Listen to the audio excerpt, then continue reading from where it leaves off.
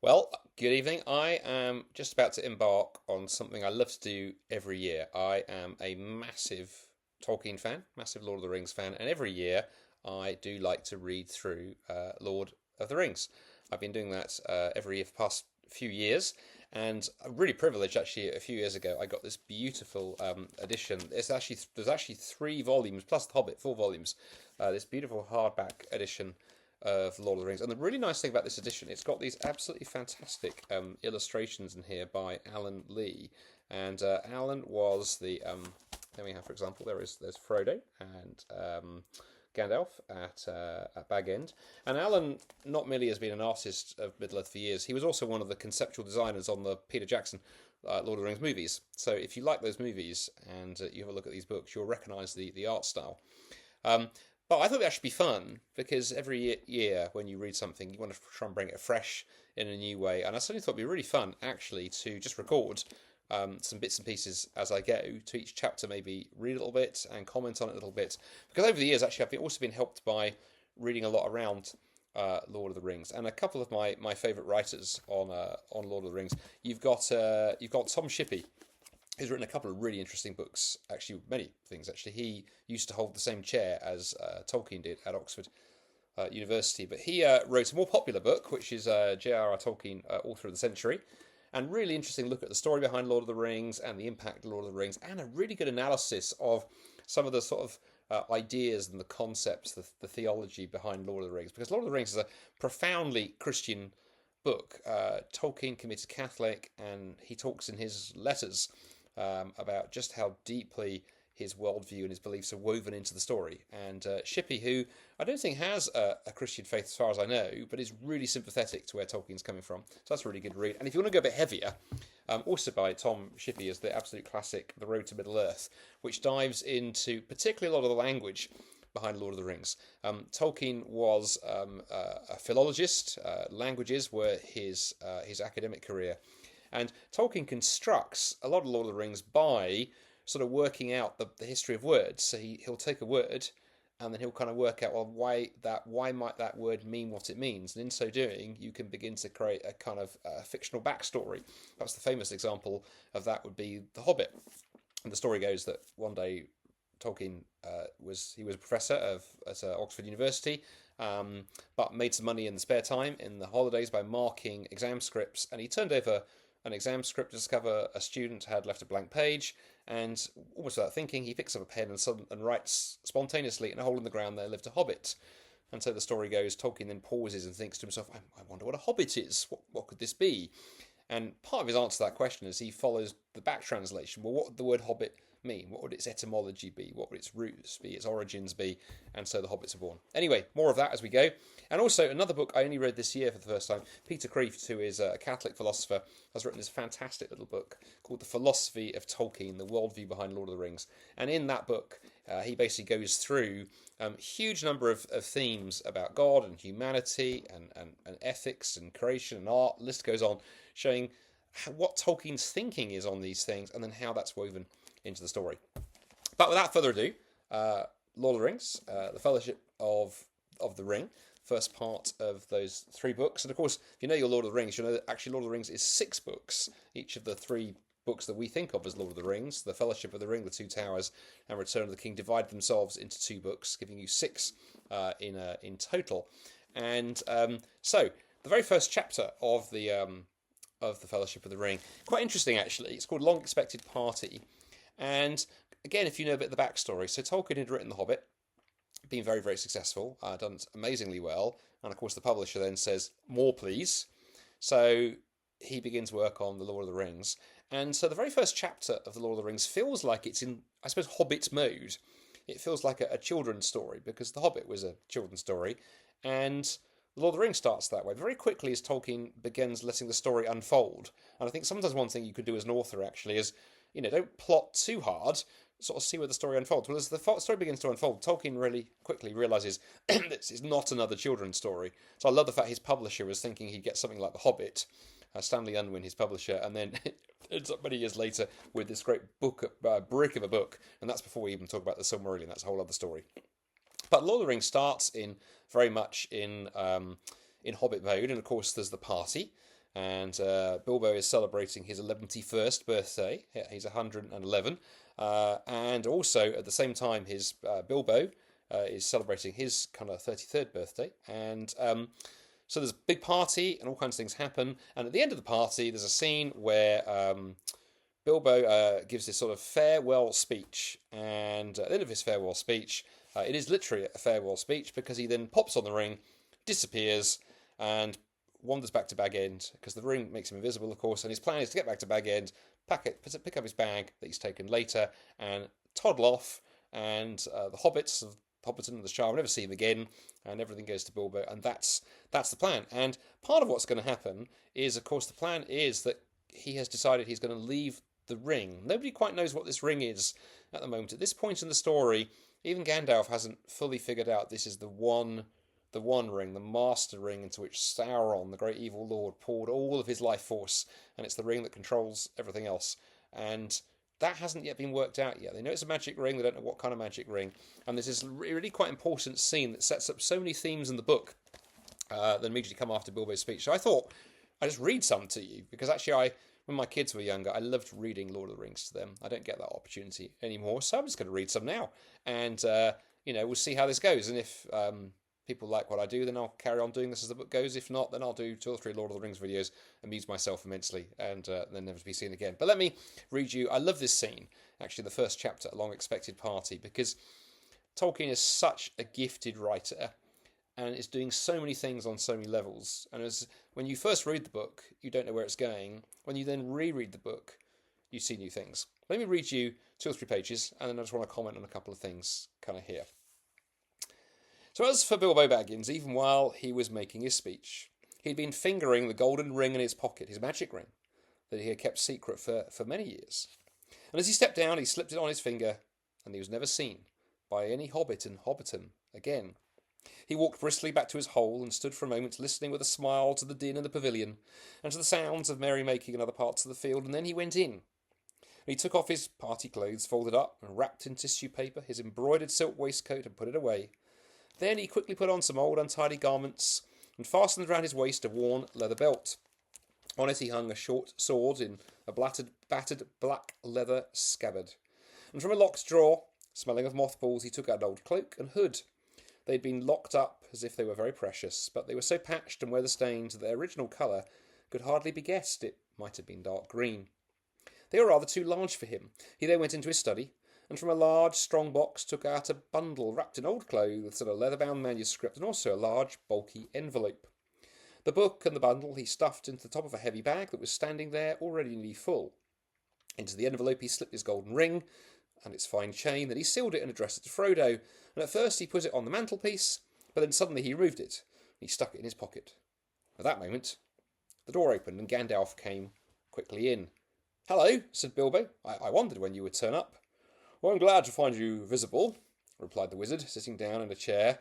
"I wanted to catch you and have a few final words. I suppose you feel that everything has gone off splendidly and according to plan." "Yes, I do," said Bilbo. "Although that flash was surprising, it quite startled me, let alone the others. A little addition of your own, I suppose." "It was. You have wisely kept that ring secret all these years, and it seemed to me necessary to give your guests something else that would seem to explain your sudden vanishment. And would spoil my joke. You are an interfering old busybody," laughed Bilbo, "but I expect you know best, as usual." I do want to know anything, but I don't feel too sure about this whole affair. It has now come to the final point. You've had your joke and alarmed or offended most of your relations and given the whole Shire something to talk about for 9 days, or 99 more likely. Are you going any further?" "Yes, I am. I feel I need a holiday, a very long holiday, as I have told you before. Probably a permanent holiday. I don't expect I shall return. In fact, I don't mean to, and I've made all the arrangements. I am old, Gandalf. I don't look it, but I'm beginning to feel it in my heart of hearts. Well preserved, indeed," he snorted. "Why, I feel all thin, sort of stretched, if you know what I mean, like butter that has been scraped over too much bread. That can't be right. I need a change or something." By the way, that line about butter scraped over too much bread, over the years I found that really interesting to reflect on that, because what's going on there, of course, is the ring has been working its evil magic on Bilbo. It's given him unnatural long life, but hasn't given anything new to him. There's a big idea in Tolkien, I think, that the evil can't create anything new. It can't give life. All it can do is corrupt what's already good. That's quite an ancient view of evil, actually. That evil doesn't create something. Evil isn't a thing. It's the absence of good, or it's the corruption of good. And I think we see that here. That rather than give Bilbo additional life, what the ring has done is taken the life that he's got and kind of spread it out incredibly thin, which I find is a very sort of terrifying view of evil, actually, in some ways, the way that evil corrupts like that. But also, at the same time, I've always found it interesting through the years when sometimes, particularly in recent years, and we enter into the digital realm and we are all so busy, and at times I feel a bit like I'm stretched out, butter spread over too much bread, and I've found that's a helpful metaphor, actually. And maybe if you feel like that sometimes, maybe it's a sign that things aren't quite right and you need to adjust them. Anyway, we go on. Gandalf looked curiously and closely at him. "No, it does not seem right," he said thoughtfully. "No, after all, I believe your plan is probably the best." "Well, I've made up my mind anyway. I want to see mountains again, Gandalf. Mountains. And then find somewhere I can rest in peace and quiet, without a lot of relatives prying around and a string of confounded visitors hanging on the bell. I might find somewhere I can finish my book. I've thought of a nice ending for it." And he lived happily ever after to the end of his days. Gandalf laughed. "I hope you will. But nobody will read the book, however it ends. Oh, they may, in years to come. Frodo has read some already, as far as it has gone. Oh, you'll keep an eye on Frodo, won't you?" "Yes, I will. Two eyes, as often as I can spare them. He would come with me, of course, if I asked him. In fact, he offered to once, just before the party, but he doesn't really want to, yet. See, I want to see the wild country again before I die, and the mountains, but he is still in love with the Shire, with the woods and fields and little rivers. He ought to be comfortable here. I am leaving everything to him, of course, except a few oddments. I hope he'd be happy when he gets used to being on his own. It's time he was his own master now." "Everything?" said Gandalf. The ring as well? You agreed to that, you remember?" "Well, yes, I suppose so," stammered Bilbo. "Where is it?" In an envelope, if you must know," said Bilbo impatiently. "There, on the mantelpiece." Well, no. Here it is in my pocket." He hesitated. "Isn't that odd now?" he said softly to himself. "Yet, after all, why not? Why shouldn't it stay there?" Gandalf looked very hard at Bilbo. There was a gleam in his eyes. "I think, Bilbo," he said quietly, "I should leave it behind. Don't you want to?" "Well, yes, and no. Now it comes to it, I don't like parting with it at all, I may say, and I don't really see why I should. Why do you want me to?" he asked. A curious change came over his voice. It was sharp, with suspicion and annoyance. "You're always badgering me about my ring, but you've never bothered me about the other things I got on my journey." "No, but I had to badger you," said Gandalf. "I wanted the truth. It was important. Magic rings are, well, magical, and they are rare and curious. I was professionally interested in your ring, you might say, and I still am. I should like to know where it is, if you go wandering again, and also I think you have had it quite long enough. You won't need it any more, Bilbo, unless I am quite mistaken." Bilbo flushed, and there was an angry light in his eyes. His kindly face grew hard. Why not? Why not?" he cried. And what business is it of yours, anyway, to know what I do with my own things? It is my own. I found it. It came to me." Yes, said Gandalf, "but there is no need to get angry." "Well, if I am, it's your fault," said Bilbo. "It is mine, I tell you, my own. My precious. Yes, my precious." Now, you don't spot this, of course, the first time you read Lord of the Rings through, but when you read it through a second time, you will remember that there is somebody else who refers to the ring as his precious, or perhaps if you are familiar with the ring, with "my precious," because that's Gollum later on. We find that Gollum, one of the greater kind of antagonists of the Lord of the Rings, that there's a tragic element. Lord of the Rings is in its many things, but one thing is it is a tragedy, because we discover later on that Gollum, who we're going to meet briefly in the Fellowship and then much more into the Two Towers, we discover, of course, that Gollum was once a hobbit, like Bilbo, and he picked up the ring, and the ring had utterly corrupted him. And the question running through Lord of the Rings is, will that happen to others? And this process of corruption has already begun in Bilbo, and later on the same question will arise with Frodo, and the sign here, of course, when Bilbo says, "my precious," that's very deliberately echoing of language we will later hear very much on the lips there of Gollum. Anyway, the wizard's face remained grave and attentive, and only a flicker in his deep eyes showed that he was startled and indeed alarmed. "It has been called that before," he said, "but not by you." "But I say it now, and why not? Even if Gollum said the same once, it's not his now, it's mine, and I shall keep it, I say." Gandalf stood up, and he spoke sternly. "You'll be a fool if you do, Bilbo," he said. "You make that clearer with every word you say. It has got far too much a hold on you. Let it go, and then you can go yourself and be free." "I'll do as I choose, as I please," said Bilbo obstinately. Now, by the way, one thing it took me a few readings through Lord of the Rings to notice, very interesting contrast here, because think of it, Bilbo, he's grasping the ring. It's mine, it's my precious, I'm not going to let it go. So utterly selfish, self-centered, obsessed. This is a Bilbo who just a few pages earlier was being incredibly generous in the party. He held this massive party at the Shire, all paid for by him, invites half the neighbourhood, and there's food and feasting and fireworks. Bilbo comes across as an incredibly generous person. He's generous with Frodo in all he's given to him. But now we're seeing the other side, because the ring has got this hold on him, and it's manifesting in this character inversion that you now have Bilbo, the selfish, grasping individual, because the ring has worked and worked away. There's big contrast with the Bilbo that we met at the start of the chapter. Where are we? So Gandalf, so "I'll do as I said, as I wish," said Bilbo obstinately. Now, my dear hobbit," said Gandalf, "all your long life we have been friends, and you owe me something. Come, do as you promised, give it up." "Well, if you want my ring yourself, say so," cried Bilbo, "but you won't get it. Oh, I won't give my precious away, I tell you." His hand strayed to the hilt of his small sword. Gandalf's eyes flashed. "It'll be my turn to get angry soon," he said, "if you say that again, and I shall. Then you shall see Gandalf the Grey uncloaked." He took a step towards the hobbit, and he seemed to grow tall and menacing. His shadow filled the little room. Bilbo backed away to the wall, breathing hard, his hand clutching at his pocket. They stood for a while facing each other, and the air in the room tingled. Gandalf's eyes remained bent on the hobbit. Slowly his hands relaxed, and he began to tremble. "Oh, I don't know what's come over you, Gandalf," he said. You've never been like this before. What is it all about? I mean, it is mine, isn't it? I found it, and Gollum would have killed me if I hadn't kept it. I'm not a thief." "Whatever," he said. "I have never called you one," Gandalf answered. "I'm not one either.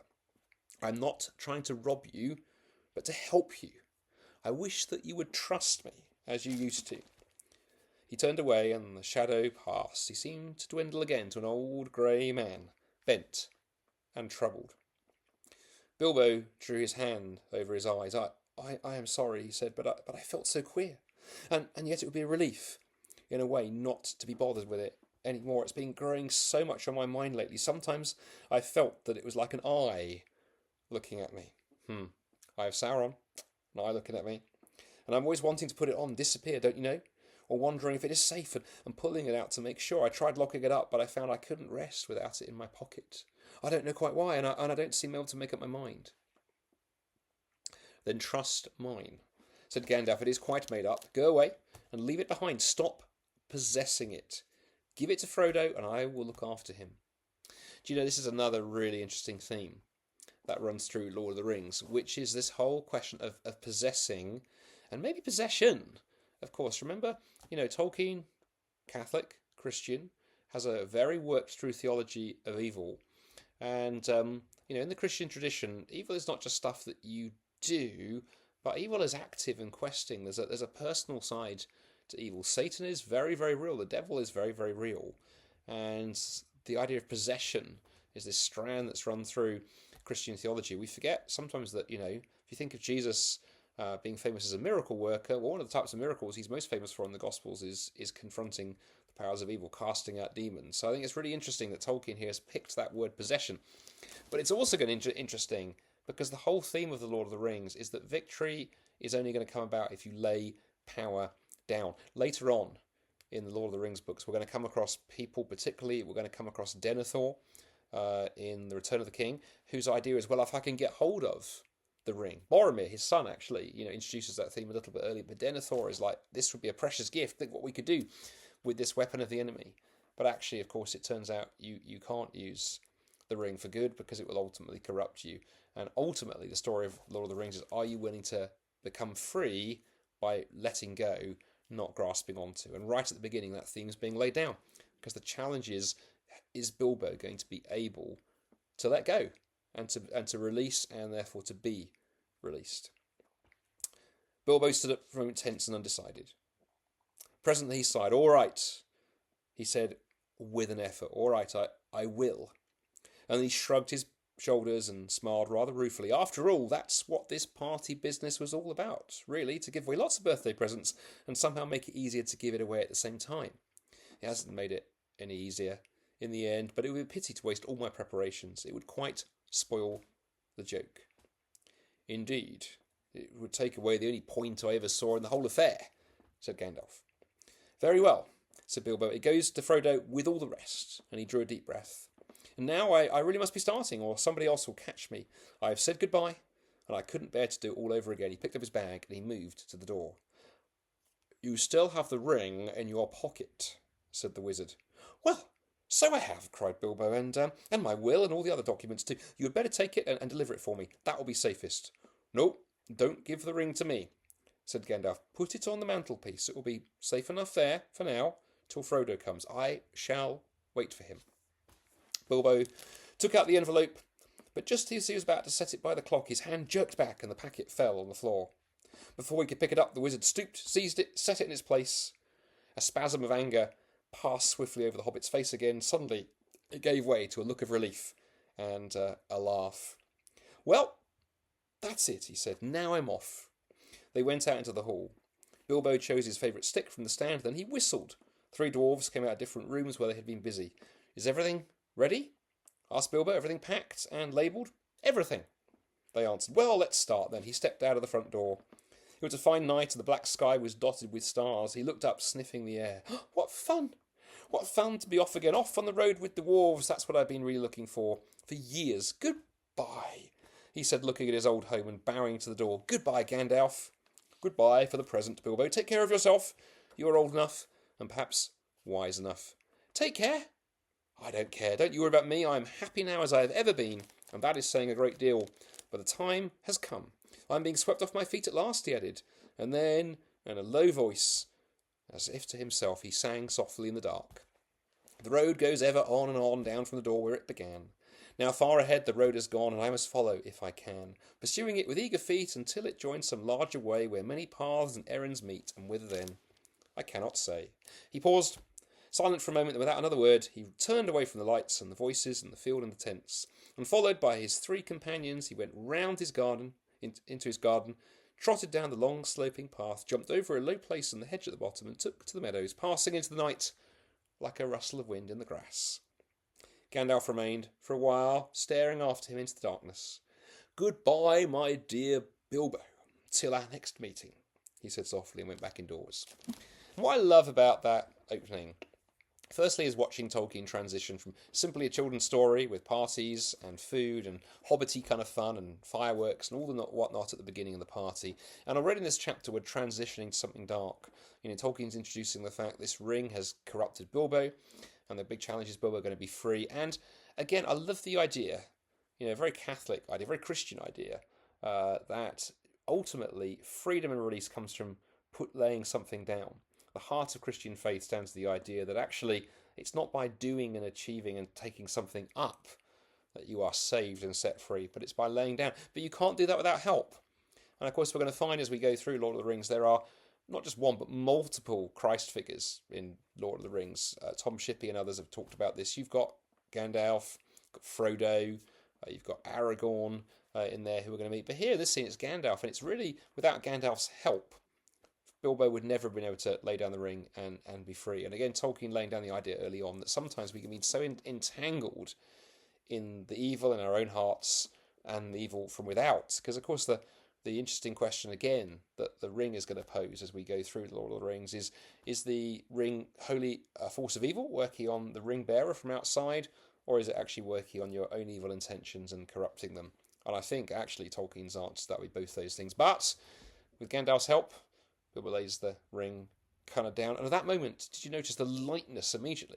It's the freedom happens instantly. Suddenly, he's a different hobbit. He's light-hearted. He feels like this burden has been taken off him, and he walks out into the night singing that merry little song, and he's gone. And right at the start, as I say, I love the fact that Tolkien introduces themes that are going to become crucial throughout the Lord of the Rings. And in a moment, in the next chapter, we're going to see Frodo kind of come, and Gandalf is going to discover what this ring really is, and that's going to set in play a whole variety of things. And look, there's a reason I think that Lord of the Rings is one of the books of the last century, if not the millennium. Very few books I read this regularly. I read the Bible and I read Lord of the Rings. And somebody once said, why do you read Lord of the Rings a lot? Because the answer is you read Lord of the Rings to understand our present time. Because Tolkien had this almost prophetic ability, I think, to understand the human heart and human nature and the nature of the heroic and the real struggle against evil, what it really looks like. All those kind of themes and more are woven into this book. And I think there's something really interesting that Tolkien talks about in his essay on fairy tales.